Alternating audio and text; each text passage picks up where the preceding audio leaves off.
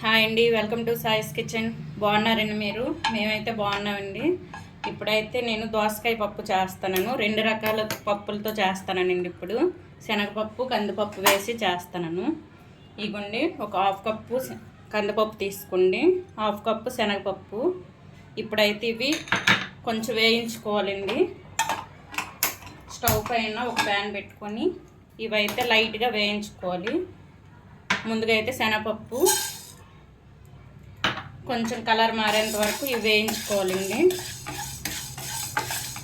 ఈ 2 పప్పులు కూడా వేయించుకొని మనం చేసుకుంటే టేస్ట్గా ఉంటాయండి. ఇవి చాలామంది పెసరపప్పుతో చేస్తారు కదండి, అలా కూడా చేసుకోవచ్చు. ఈ విధంగా చేసుకుంటే ఇంకా టేస్ట్ బాగుంటుందండి. ఇదిగోండి, ఇది కొంచెం బ్రౌన్ కలర్ వచ్చేంత వరకు వేయించుకోవాలి. చూసారండి, ఇవైతే కొంచెం వేగాయి కదండి. ఇప్పుడైతే మనం కందిపప్పును కూడా ఇదే విధంగా ఇందులో వేసుకుందాం. ఈ 2 కూడా కొంచెం కలర్ మారేంత వరకు వేపుకొని తీసుకుందాం అండి మనం. ఇదిగోండి, ఈ 2 కూడా ఇప్పుడు వేపుకోవాలి మంచిగా. ఇది వేగేటప్పుడు మంచి స్మెల్ వస్తుందండి. ఆ స్మెల్ వచ్చేటప్పుడు ఆఫ్ చేసేయాలి. ఈ 2 వేగిపోయాయని తెలియడానికి స్మెల్ వస్తుందండి. అప్పుడు ఆఫ్ చేసి మనం కుక్కర్లో చేసుకుందామండి. ఇదిగోండి, పప్పు అయితే మనకు వేగిపోయిందండి. ఇప్పుడైతే ఇది మనం పక్కన పెట్టుకుందాం. ఇది పక్కన పెట్టి ఒక కుక్కర్ తీసుకుందాం. ఇదిగోండి, కుక్కర్ తీసుకున్నాం కదండి.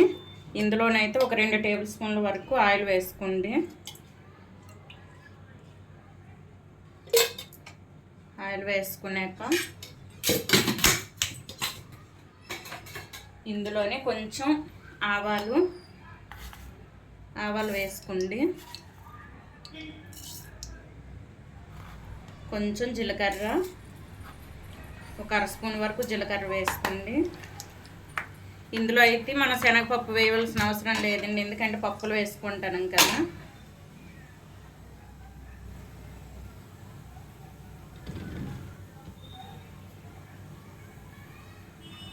ఇదిగోండి, ఇప్పుడు ఇదైతే మంచిగా వేయించుకోవాలి. ఈ పోపు దినుసులు ఫ్రై అయిన తర్వాత ఇందులోనే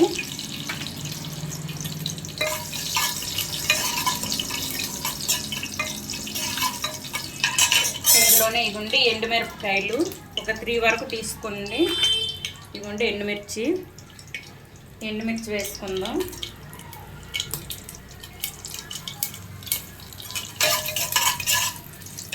ఇందులోనే కొంచెం కరివేపాకు. ఇవ్వండి,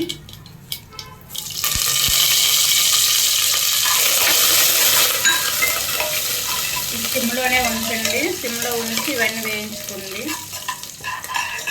ఇప్పుడు ఇందులో అయితే పచ్చిమిరపకాయలు ఒక 3 లాగా తీసుకోండి, 3-4 లాగా. మీరు కారం తినే బట్టి చూసుకోండి. ఇది ఫ్రై అయ్యింది కదండి. ఇప్పుడైతే ఇవ్వండి ఆనియన్స్ ఈ సైజు కట్ చేసుకోండి. కుక్కర్లో మనం ఉడికేస్తాం కదండి, అందుకోసమని ఈ సైజు తీసుకోవాలి. మామూలుగా అయితే చిన్న చిన్న ముక్కలుగా తీసుకోవాలి. చూసారా, ఈ సైజు ఆనియన్స్ కూడా వేసుకుంటాను నేను.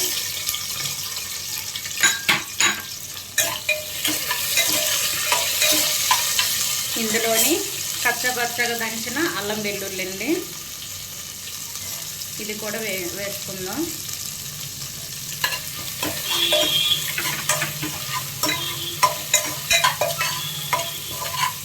ఇది కొంచెం ఫ్రై అవ్వాలండి. ఇందులో అయితే కొంచెం సాల్ట్ వేసుకోండి, కొంచెం అంత సాల్ట్ వేగడం కోసం అండి. ఇది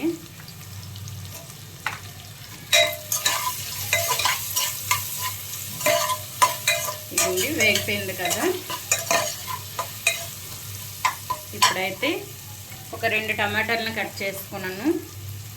చూడండి, 2 టమాటాలను కట్ చేసి వేసుకుంటాను. ఇదైతే బాగా మగ్గాలండి. ఈ టమాటాలు మొత్తం మెత్తగా అయిపోవాలి. మనం ఆల్రెడీ సాల్ట్ వేసాం కాబట్టి ఇది మూత పెట్టి ఉంచుకుందాం. ఇప్పుడు ఇది మగ్గిన తర్వాత దోసకాయ ముక్కలు వేసుకుందామండి. ఇగోండి ఈ విధంగా కట్ చేసుకోవాలి దోసకాయ ముక్కలు ఈ సైజు. ఇదిగోండి ఈ సైజు కట్ చేసుకోవాలి. ఎందుకంటే మనం కుక్కర్లో వేసేటప్పుడు చిన్న చిన్నగా ఉండకూడదండి, మొత్తం మ్యాష్ అయిపోతాయి అందులో. అందుకోసమని ఈ సైజు తీసుకోండి. ఇప్పుడైతే ఇది మూత తెరిచి మెత్త అయినంత వరకు ఒక 5 మినిట్స్ ఉంచుదామండి. ఇది స్టవ్ మీడియంలో ఉంచి ఒక 5 మినిట్స్ ఉంచాక నేను చూపిస్తాను మీకు.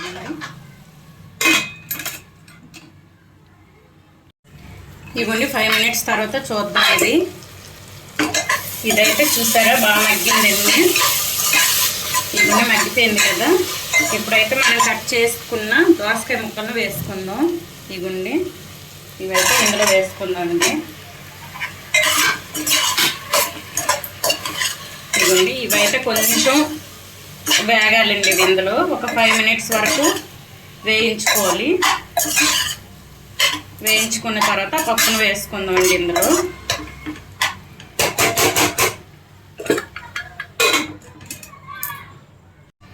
చూడండి ఒక 5 మినిట్స్ తర్వాత చూస్తే ఈ విధంగా ఉందండి కర్రీ అయితే. ఇదిగోండి ఈ ముక్కలు అయితే కొంచెం ఉడికినట్టు ఉన్నాయి. ఇప్పుడు ఇందులో మనం ముందుగా శనగపప్పు కందిపప్పు ఫ్రై చేసుకుని ఉంచుకున్నాం కదండి, అవైతే ఇందులో వేసుకుందాం. ఇప్పుడు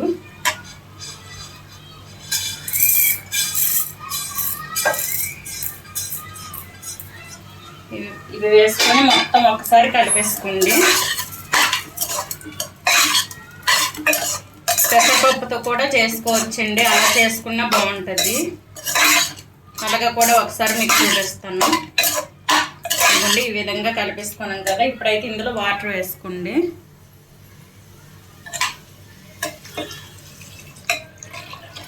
ఇవ్వండి మనం పలుచగా కావాలంటే కొంచెం ఎక్కువ వాటర్ వేసుకోండి. మనకైతే ముద్దగా కావాలంటే చిక్కగా కొంచెం వాటర్ వేసుకోండి. ఈ దోసకాయ పప్పు అయితే పలుచుకుంటేనే బాగుంటుందండి. అన్నంలోకైనా చపాతీకైనా పలుచుకుంటేనే బాగుంటుంది. ఇవ్వండి ఈ విధంగా అయితే నేను చేసుకుంటాను. ఇందులో అయితే మనం పసుపు కారం అన్నీ వేసుకుందాం. ఇప్పుడు ఇవ్వండి కొంచెం అంతా ఒక 1/2 టేబుల్ స్పూన్ పసుపు వేసుకోండి. ఇందులోని 1 టేబుల్ స్పూన్ వరకు కారం,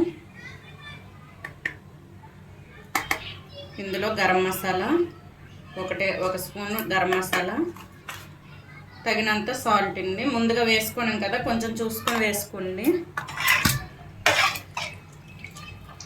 ఇందులోనే కొంచెం జీలకర్ర పొడి అండి, ఇవన్నీ కొంచెం అంత వేసుకోండి. ఒక 1/2 టేబుల్ స్పూన్ వరకు ధనియాల పొడి వేసుకోవాలండి. ఇవ్వండి ధనియాల పొడి. ఇప్పుడైతే ఇది కొంచెం కెర్లేంత వరకు మనం ఇందులో ఉంచుకోవాలండి, తర్వాత మూత పెట్టేసుకుందాం. ఇప్పుడైతే సాల్ట్ సరిపోయిందో లేదో చూసుకొని కెరలనిచ్చి మనం మూత పెట్టుకొని ఒక 5 విజిల్స్ వరకు ఉంచుకోవాలండి. ఇది సాల్ట్ అయితే కొంచెం పడుతుందండి అంతే. ఇప్పుడు కొంచెం కెరిలిన తర్వాత మూత పెట్టుకుందామండి. చూద్దామండి కెరిలిందో లేదో. ఈ గుడ్డి కొంచెం మరిగింది కదా, ఇప్పుడైతే మూత పెట్టేసుకుందామండి. ఇదైతే ఒక 5 విజిల్స్ వరకు ఉంచుకొని తర్వాత ఆఫ్ చేసుకుందాం. ఇప్పుడు ఇందులో ఇది బయటికి రాకుండా ఉండడం కోసం ఇదిగోండి 1 స్పూన్ ఇందులో వేసుకుంటాను అంతే అండి. ఇప్పుడైతే మూత పెట్టేసుకుందాం. ఇది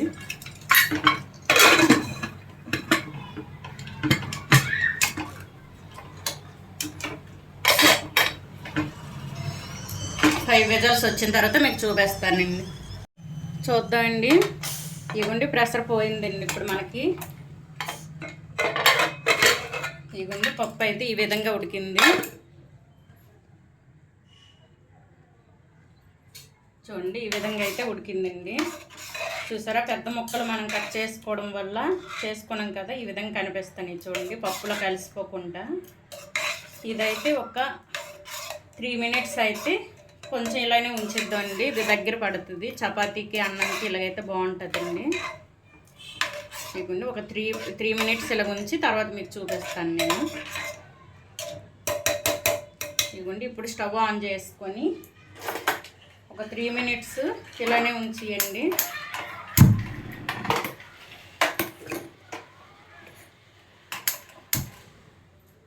ఇది సిమ్లో ఉంచి ఈ విధంగా వదిలేయండి. ఇది కొంచెం దగ్గరకు అవుద్ది కదండి, బాగుంటుంది చపాతీకైనా అన్నంకైనా. ఇదిగోండి ఇలా మూత పెట్టి ఉంచుకుందాం ఒక 3 మినిట్స్ వరకు. ఇదిగోండి మనకైతే ఇది దగ్గర పడింది చూడండి. ఇదిగోండి ఈ విధంగా దగ్గర పడాలి కదా. 3 మినిట్స్ తర్వాత చూస్తే ఇదిగోండి ఈ విధంగా ఉంది. ఇప్పుడైతే ఇందులో కొంచెం అంత గరం మసాలా వేసుకోండి. ఇదిగోండి కొంచెం, ఇది చాలండి. ఇది వేసుకొని కొంచెం నెయ్యి అండి. ఇదిగోండి నెయ్యి మనం ఎంత వేసుకున్నా పర్లేదండి, మంచిగా ఉంటుంది తినేటప్పుడు. నేనైతే 1 టేబుల్ స్పూన్ వరకు వేసుకున్నాను. ఇదైతే చిన్నదండి. ఇదిగోండి ఇది వేసుకున్న తర్వాత ఇందులోనే లాస్ట్లో కస్తూరి మేతి వేసుకోండి. ఇదిగోండి మన దోసకాయ పప్పు అయితే రెడీ అయిపోయిందండి.